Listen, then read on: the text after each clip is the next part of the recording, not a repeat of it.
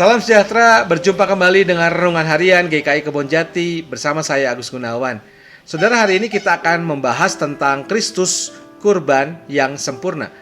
Bacaan kita diambil dari Ibrani 9 ayat 15 sampai 24 dan kita akan fokus pada ayat ke-15.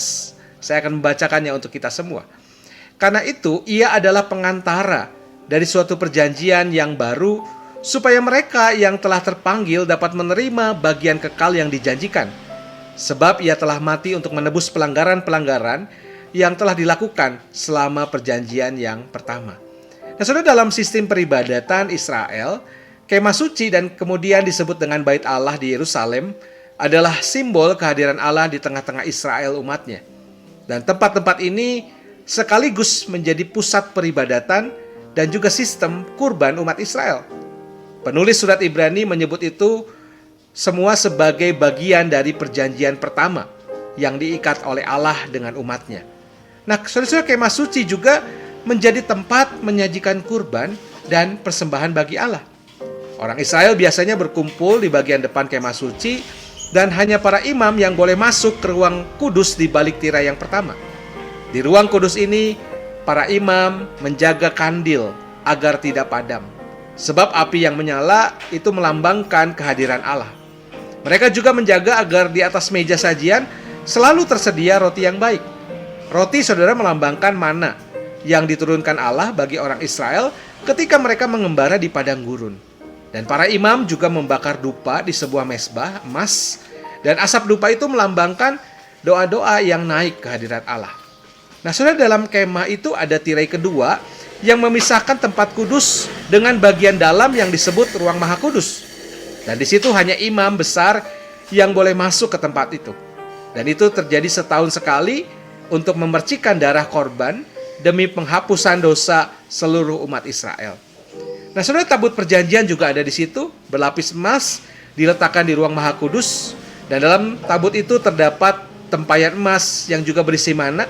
Ada juga tongkat Harun dan 10 firman yang tertulis dalam 2 loh batu.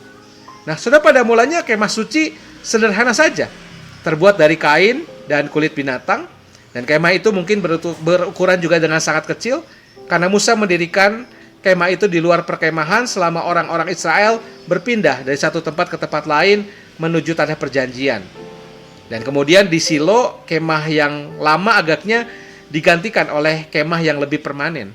Baru kemudian bertahun-tahun kemudian Raja Daud memindahkan pusat peribadatan ke Yerusalem, di sebuah kemah baru yang sama berisi tabut perjanjian dan seluruh perlengkapan imam, yang kemudian pada masa Raja Salomo ini digantikan Bait Allah yang dibangun dan ditahbiskan sekitar tahun 945 sebelum Masehi.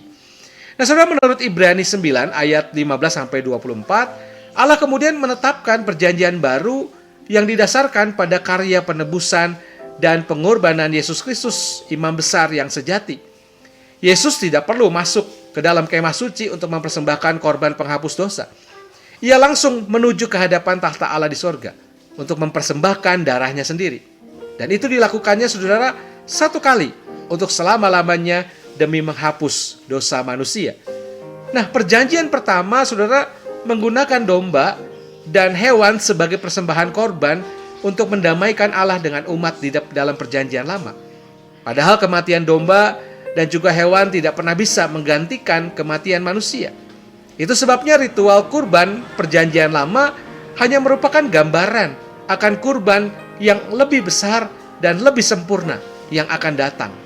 Dan Kristus bukan hanya imam besar yang mendamaikan umat manusia kepada Allah. Dia juga kurban pendamaian yang sempurna. Maka itu penulis Ibrani memakai 2 macam perbandingan, saudara, untuk menjelaskan hal ini. Pertama, kalau darah binatang yang dipercikan dalam ritual perdamaian bisa menguduskan kenajisan lahiriah manusia, maka darah Kristus kemudian mampu membersihkan kenajisan batin manusia agar manusia kembali berkenan kepada Allah. Dan kedua, saudara, hanya melalui kematian si pembuat wasiat, maka harta warisan bisa diturunkan kepada ahli warisnya. Maka itu darah melambangkan kematian. Darah domba dan hewan lainnya yang dikorbankan melambangkan pengampunan dosa bagi semua orang yang menerimanya dengan iman. Darah Kristus yang dicurahkan merupakan harta warisan, yaitu keselamatan yang diberikannya kepada semua orang yang percaya kepadanya. Kematian Kristus mengampuni dosa dan menyucikan hidup kita.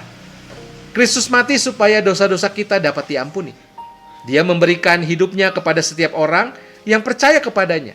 Dan kini saudara, kita hidup karena Tuhan, karena Kristus, karena dirinya. Oleh sebab itu, kita tidak boleh menyia-nyiakan pengorbanannya yang sangat besar itu. Apa yang harus kita lakukan? Hiduplah berkenan kepadanya, layanilah dia dengan kekudusan hidup kita, dan saksikanlah kasih pengorbanannya kepada orang lain, agar mereka juga mengalami pengampunan dan penyuciannya. Tuhan memberkati kita. Amin.